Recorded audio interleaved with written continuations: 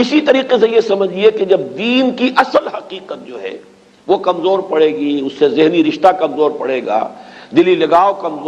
کم ہو جائے گا، تو کچھ اور چیزیں آئیں گی جو اس خلا کو پر کریں گی۔ وہ کیا چیزیں تھیں جو تاریخ بنی اسرائیل میں آئیں؟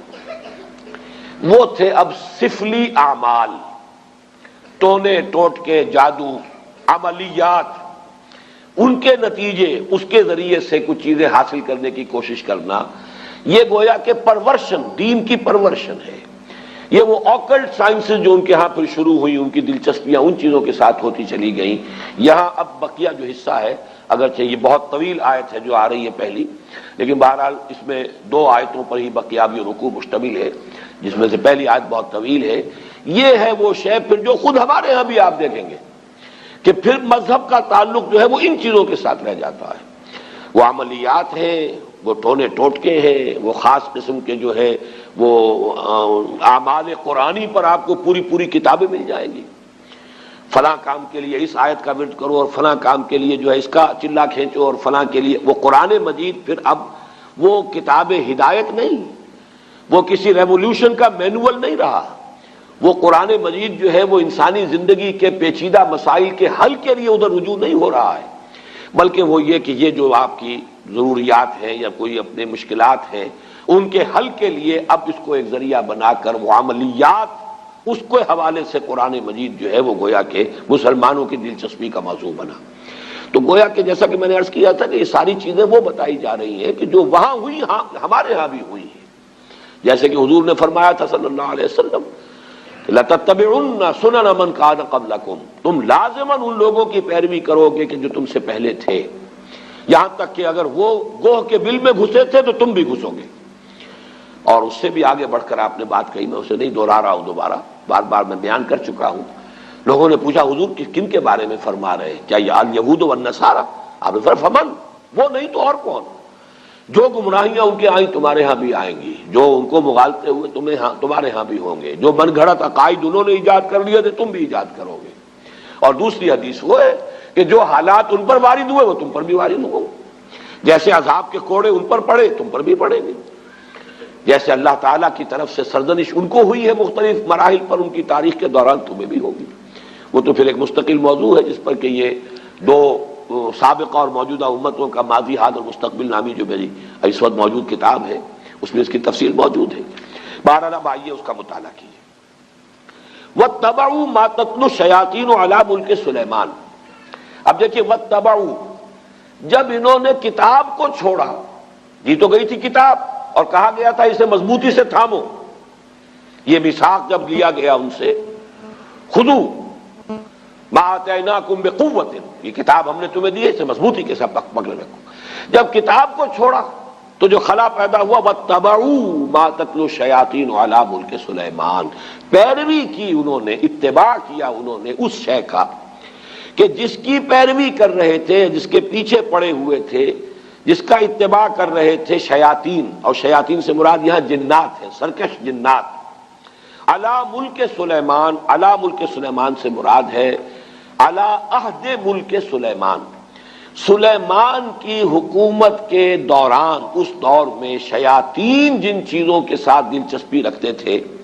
جو ان کے معمولات تھے، انہوں نے اس کا اتباع کیا، اس کی پیروی کی۔ اب اس کو نوٹ کر لیجئے کہ چونکہ حضرت سلیمان علیہ السلام کے بارے میں ہمیں معلوم ہے کہ جنات پر اللہ تعالیٰ نے انہیں تسلط عطا کیا تھا، ان کی حکومت اس اعتبار سے تاریخ انسانی میں اس کی کوئی دوسری نظیر نہیں ہے۔ ایک مقام پر قرآن مجید میں ان کی دعا بھی یہ نقل ہوئی ہے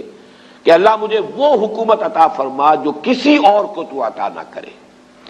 اللہ تعالیٰ نے ان کی دعا قبول کی ہے۔ تو جہاں تک تو ملکی تعلق ہے، دنیا کی عام سلطنت کے اعتبار سے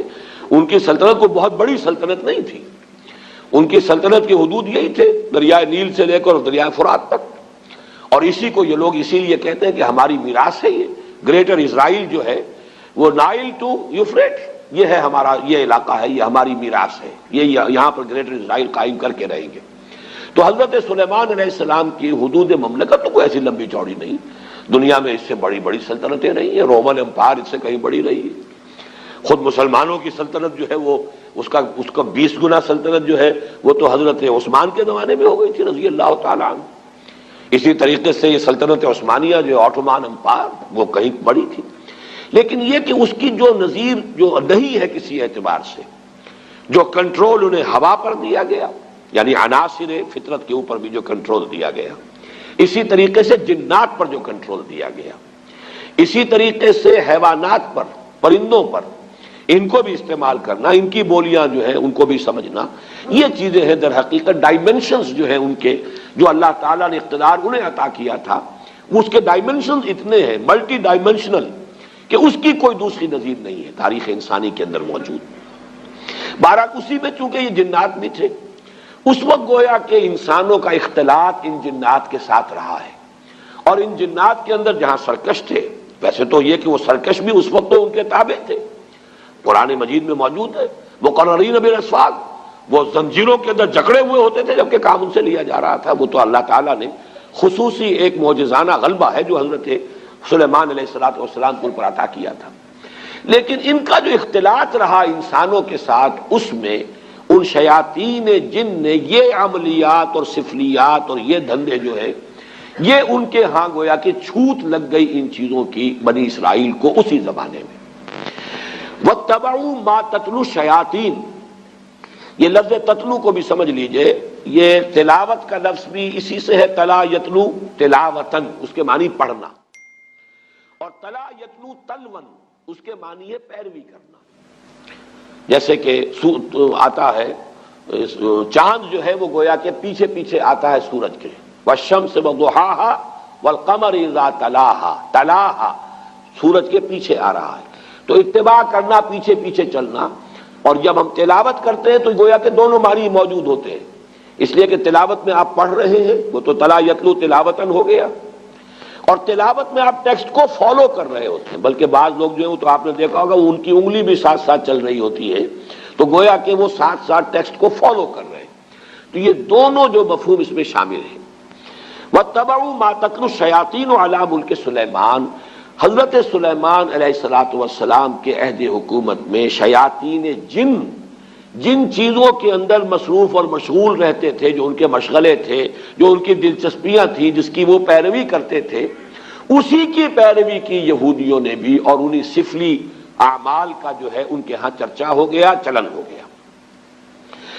وَمَا كَفَرَ سُلَيْمَانُ وَلَٰكِنَّ الشَّيَاطِينَ كَفَرُوا،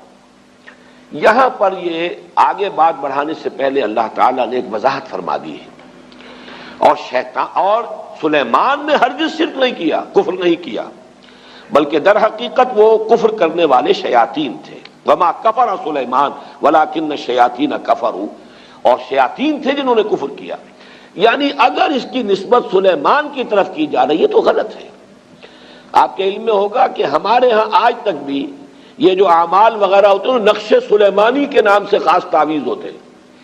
یہ وہی روایت چلی آ رہی ہے، حضرت سلیمان علیہ السلام کی طرف منسوب کیا انہوں نے، اور یہودیوں نے خاص طور پر بڑا بڑا ان کے اوپر الزام لگائے ہیں حضرت سلیمان علیہ السلام پر، اور ان کو جادوگر قرار دیا ہے۔ چنانچہ میں یہاں پہ آپ کو مولانا عبد الماجد دریابادی نے جو حوالے دیے ہیں، سلاطین جو ایک یعنی جو چیپٹر ہے تورات کا، اس میں حضرت سلیمان کے بارے میں یہ الفاظ موجود ہیں، اور جب سلیمان بوڑھا ہوا تو اس کی جوروؤں نے اس کے دل کو غیر معبودوں کی طرف مائل کر دیا، اور اس کا دل اپنے خدا کی طرف سے کامل نہ تھا۔ یہ بات حضرت سلیمان کے بارے میں تورات کہہ رہی ہے، معاذ اللہ۔ قرآن مجید میں آپ دیکھیں گے اکثر و بیشتر ایسے جب جملے آ جاتے ہیں کہ جیسے کہ بات چلتے چلتے اچانک ایک بات اللہ تعالیٰ فرما دیتے ہیں، اور اس وقت وہ آدمی کو اگر معلوم نہ ہو تو حیران بھی ہوتا ہے کہ اس بات کے کہنے کی یہاں چندہ ضرورت نہیں تھی۔ جیسے سورہ قاف میں ہے، ہم نے آسمان اور زمین اور جو کچھ ان کے مابین ہے 6 دنوں میں پیدا کیا، وَمَا مَسَّنَا مِن لُغُوب، اور ہمیں کوئی تکان نہیں طاری ہوئی، ہم پر کوئی تکان طاری نہیں ہوئی۔ مسلمان اس کو پڑھتے ہوئے حیران ہو جائے گا کہ کون شخص ہوگا جو یہ گمان کر سکتا ہے کہ اللہ کو تکان بھی لاحق ہو سکتی ہے۔ تو ایسی بات کی تردید کی ضرورت کیا ہے؟ یہ بات کھلتی کب ہے؟ جب آپ تورات پڑھیں، وہاں لکھا ہوا ہے کہ اللہ تعالیٰ نے آسمان اور زمین 6 دن میں پیدا کیے اور 7ویں دن آرام کیا۔ اب یہ جو آرام کا تصور ہے، یہی ہے در حقیقت ویکینڈ جو چلا آ رہا ہے ان کے ہاں، یہ 6 دن کام کرو 1 دن آرام کرو، یہ تصور پوری مغربی تہذیب کا ویکینڈ کا تصور یہ ہے کہ اللہ نے بھی آسمان اور زمین 6 دن میں پیدا کیے اور پھر 7ویں دن جو ہے اس نے آرام کیا، گویا کہ تکان لائق ہوئی۔ وہاں پر اب وہ چلتے چلتے وَلَقَدْ خَلَقْنَا السَّمَاوَاتِ وَالْأَرْضَ وَمَا بَيْنَهُمَا فِي سِتَّةِ أَيَّامٍ